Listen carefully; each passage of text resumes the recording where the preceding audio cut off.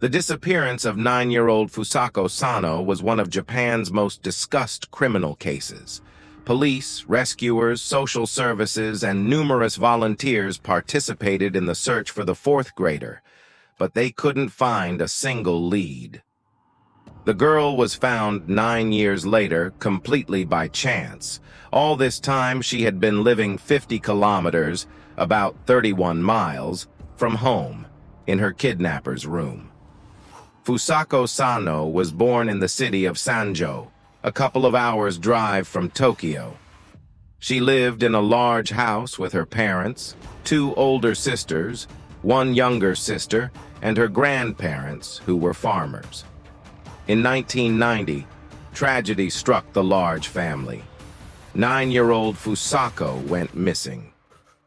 On November 13, 1990, after classes ended, Fusako stayed to watch her classmates play softball, a variant of baseball, and only left for home around 5 p.m., when the sun was already setting and it was getting dark outside. The school stadium was the last place Fusako was seen. It wasn't until almost 10 years later that it became known.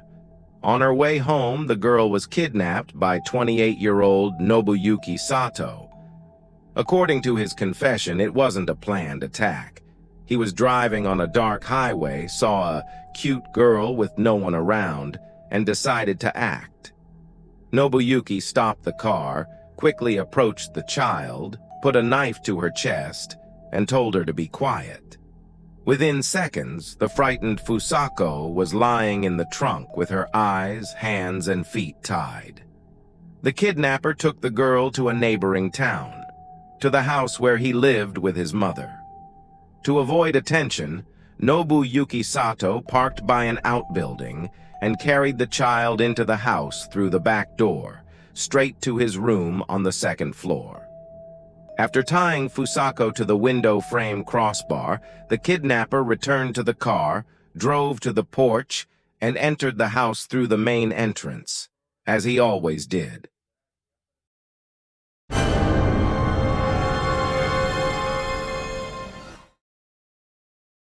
We were friends. During the first 3 months of captivity, Fusako Sano spent most of her time with her hands and feet tied. The kidnapper would tape her wrists and knees when he went to sleep or left the house. For disobedience, Nobuyuki Sato would punch the girl, use a taser on her, inflict superficial knife wounds, and threaten even worse punishments for merely touching the door handle, let alone attempting to escape. Every day he instilled in the girl that she couldn't run away and would live here forever, so she must strictly follow his demands. She wasn't allowed to get out of bed without permission, or even look at the door when Nobuyuki entered or exited, to avoid seeing what was beyond the room. When the kidnapper realized that the threats had worked, and Fusako wasn't even trying to resist, he stopped tying her hands. But her legs, according to Fusako's recollections, were tied for almost the entire first year, causing her muscles to atrophy to the point where she couldn't stand or walk without support. To weaken the child, Nobuyuki fed the girl first twice, then once a day, with the same ready-made lunches he bought at the nearest store. In 3 to 4 months, Fusako lost 8 kilograms, about 17.6 pounds, and started fainting daily. The child's health deteriorated rapidly, not only due to malnutrition, but also due to lack of hygiene. During the 9 years and 2 months that Fusako Sano spent in captivity, she only took a shower once, when she fell off the bed and was covered in dust. She was also only allowed to change clothes once every few months. Since there was no toilet on the 2nd floor, the girl had to relieve herself in a plastic bag. However, according to some sources, the kidnapper himself defecated in bags because he suffered from germophobia, fear of germs. Fusako Sano was not subjected to sexual violence. During interrogation, Nobuyuki admitted that he kidnapped the child so he would have someone to talk to, that he considered her a friend and didn't feel lonely around her. The man educated the girl, taught her according to the school curriculum, sometimes let her listen to the radio and read comics, discussed news with her, and conversed on topics that interested him. Most often, they talked about cars and horse racing. Fusako even had the duty of recording horse race broadcasts on cassettes. When Fusako underwent intelligence testing after her liberation, it turned out that her vocabulary and knowledge level corresponded to that of her peers. At the trial, Nobuyuki Sato's defender even tried to use this as grounds for a reduced sentence, but the judge rejected the request. The search for the girl and accidental liberation.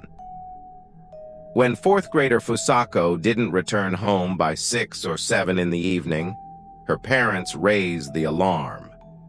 They went around to the neighbors, thinking the girl might have gone to visit one of her friends, and then called the police.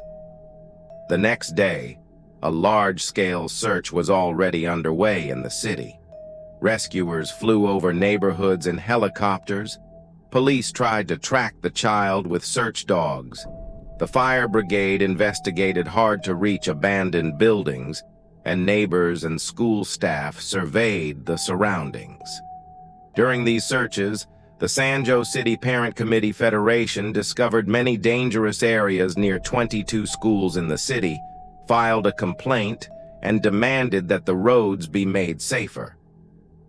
On the second day, a special headquarters for the case of the missing elementary school girl was created at the police station, which included 107 people, a mobile investigative team, police officers, and prefecture public order protection staff. The task force posted more than 2,000 flyers with Fusako's photo around the city and surrounding villages and sent over 20,000 more to other prefectures. As part of the investigation, about 100 local men who had previously been implicated in pedophilia, violence, and kidnappings were interrogated. But none of this yielded results. Eventually, the investigation went down a false trail and pursued the theory that the girl had been kidnapped by North Korean special services. At that time, such incidents did indeed occur in Japan, but only with children from wealthy and influential families. For many years, Fusako Sano's case gathered dust in the prefecture until the girl, now a young woman, was found accidentally by paramedics. In 1999, Nobuyuki Sato's mental state deteriorated. He began using a taser on his mother, beating her, tying her up, and not letting her use the toilet. The elderly woman decided to complain about her son to her treating physician, who suggested she contact a psychiatric clinic. In January 2000, an employee from the public health center arrived at the house along with representatives from social services. They were supposed to talk to Nobuyuki Sato and prepare a medical report, but the man locked himself in his room and refused to answer questions. They managed to get to him 9 days later when his mother contacted the psychiatric clinic again. On January 28, 2000, 5 employees from the medical center came to the house and, threatening forced hospitalization, went up to the second floor. For the first few minutes, Nobuyuki Sato sat calmly on the couch and answered questions, but when he was again offered to go to the clinic, he suddenly jumped up, started waving his arms and shouting. At that moment, the blanket on the couch moved. Underneath, the doctors found an emaciated and dirty Fusako Sano. Shocked, the medics asked Nobuyuki Sato's mother if she knew the girl, to which the woman said she was seeing her for the first time and hadn't entered this room for many years.